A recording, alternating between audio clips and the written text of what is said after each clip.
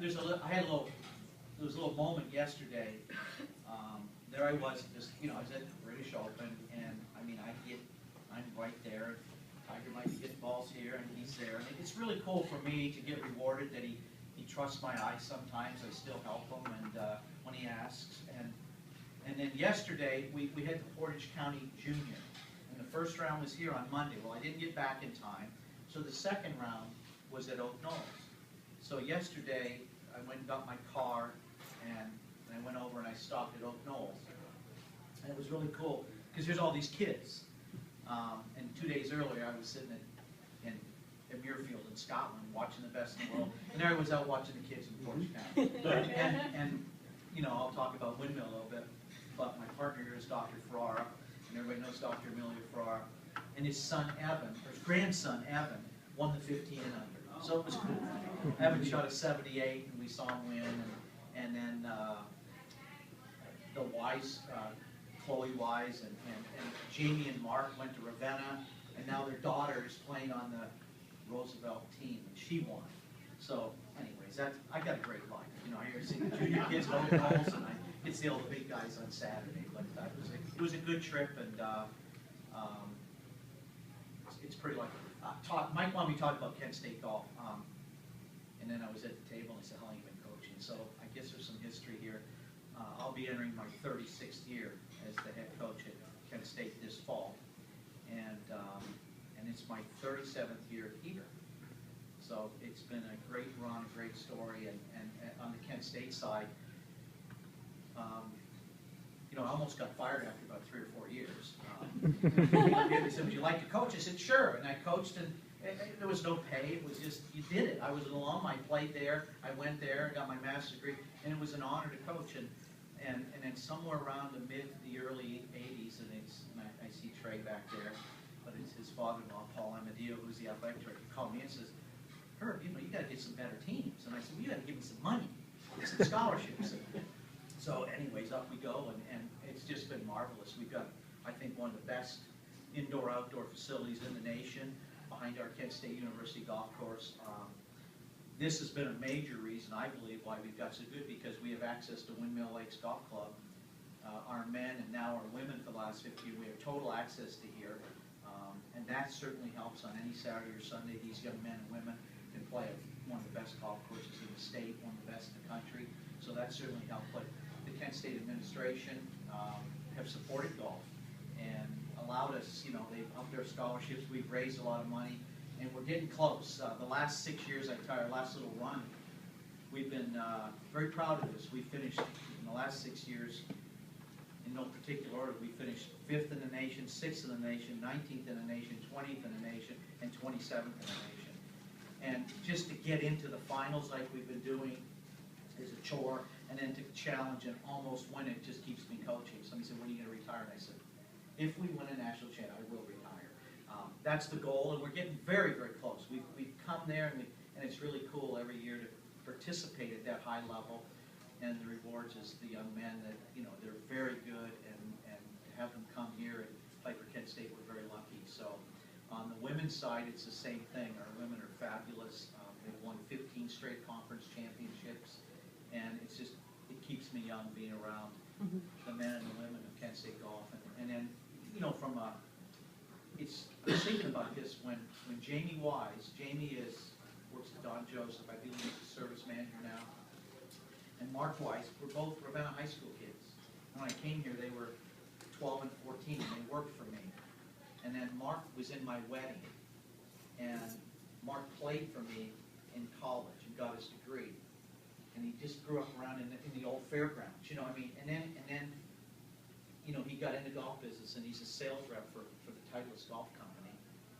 And he met his wife at Kent State, and their daughter's a sophomore in fashion. Or she's a junior now in fashion at Kent State. It's like, wow, that's the rewards that I've had, being at Windmill Lakes and Ravenna, being at Kent State, to see that happen. And again, the age thing, you've been there a long time. I have my third player this fall coming in to play for me that their father played for me. And I did start when I was very young. So, 36 years. So Steve Parker, who's a golf professional in Buffalo, New York, his son Chase is coming to play for me, and it's like, wow. And I said, you better not give me as much trouble as he did. But and previous to that, I have a young man on my team now who came here from Charleston, South Carolina, and his father was Carl Zoller from Chesterland. And why somebody would come from Charleston, South Carolina to play college golf at Kent State, they're crazy.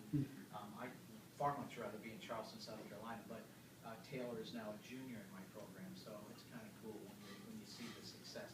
But the rewards of the young man and what they've done. But, so we start again, golf season will start for the college school back on the 24th. Away we go again. I'm looking forward to it. Got a really good team again.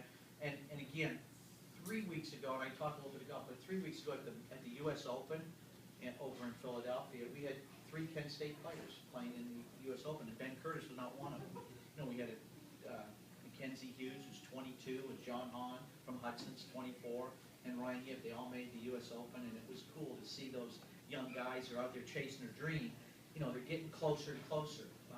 This week, the Canadian Open is on, and I can't get up there, but we've got 3 young men playing in the Canadian Open, which one is going to be a senior at Kent State. He's playing on the PGA Tour this week as an amateur. His name is Corey Connors, and Corey's an outstanding player. And then Mackenzie Hughes again, who graduated just a year ago. So he's trending up, and he's a golf professional now. And then one of our other graduates, Peter Law. So it's fascinating to follow them when they come here. And they all come back now. We have the facility, and when they all come back, you know, it's kind of a hangout now, our golf facility, where our alums can come back. And John Hahn, I still work with him, and he'll come in and, you know, put on the video, and you get to teach him a little bit.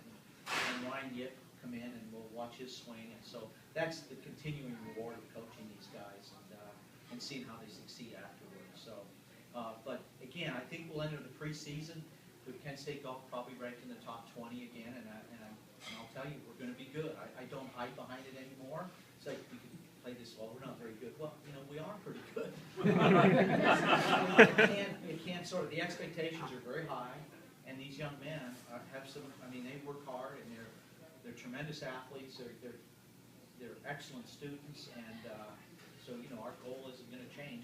We're going to work hard, see if we can get to that national championship again and pull it off. It's an elite group when you get there, and we're very comfortable around it. And as I said, we're going to start, and I'm looking forward to Labor Day weekend. I'll be here qualifying, and then away we go again and start over again. So I get energized by it. On the Windmill Lake side, it's I think, you know, this, and probably there might be a couple of people, there's one for sure, Neil Mann could give a little better history lesson than myself, but the history of Windmill in a nutshell is that when I was in college, I came to Kent State to play golf, and I've stayed. And when I was in Kent State, I remember coming out here in 73 and 4, my senior year at Kent State, and playing Windmill Lakes, and it was kind of rough, but the layout was fabulous. You know, the greens were great, and it just wasn't in good. It was still young, I guess, and we used to come out here, and it was really a challenging course. I know if you hit your ball off the fairway, you'd never find it, and who would have known that, you know, 4 or 5 years later, in 1977, what happened in my case that Dr. Emilio Ferrara, Dr. Tom Lutz, and Dr. Steve Sweda came to me, and I got my master's, was working at Kent State, and said, would you like to come over? We'll get this golf course. It was going bankrupt is what happened. It was supposed to be a big housing development, and it was owned by Herman Miller. It was started by Bob Hastings, and I know Herb Cain was involved. And it was built in 1969-70, opened in 71. The original name was Ravenna Country Club. It was supposed to be a private club. And there's 210 acres here, and out in the middle, we call it the middle land, and it's still there. There's about 43 acres that is not, it's a driving range, and there's a lot of land around. So 210 acres is a lot for a golf course. So I came here in 1977, and, you know, we've added on some buildings, and just say, here you go. And I just was young, and I got a great opportunity, and thank goodness at that age, Dr. Sweda, Dr. Lutz, Dr. Furr included me in the group, and things change, and you know, I owe all my success to Dr. Emilio Furr. He's been a mentor for me in the community, and what he's done for Kent State and what he's done here. And fast forward, he's been a great partner of mine, and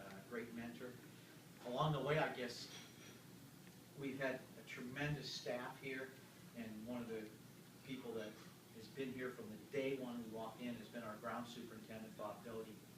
Bob and I have been here since day one, and I guess I stole him from Kent State. He was the assistant groundskeeper at Kent State, and I said, "You want to call the weekend?" And here we are 37 years later. Bob's out there running around. We had about 2.5 inches of rain, and if you look out there and see this golf course, it is still one of the nicest, it's still one of the nicest public golf courses in the state of Ohio and in the country. Every day I come in, and Bob Doty just does a fabulous job. He's been here from day one with us. What I'm really, the Kent State men and women play here on a daily basis, but one of the things I think we don't realize, and I go back to, this is the home course for the Ravenna Ravens. We have been, all the young boys and girls that have played on those golf teams come out here, and we're really proud that this is their home course. And all those kids, and I can say kids and I can say boys and girls, we give them all memberships here to play in the summer. There's a Ravenna Raven sitting back there.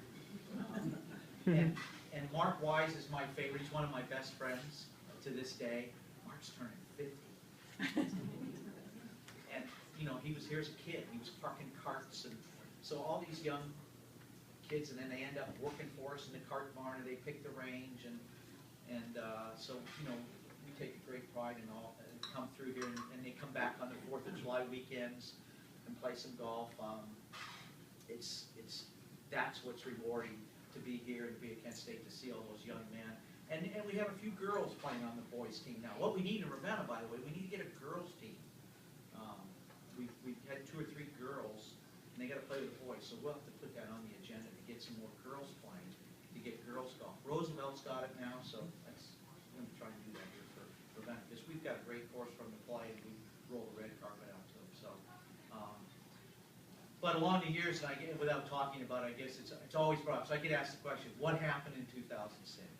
Everybody know what happened in 2006 at Windmill Lakes Golf Club? That's the year that it was sold.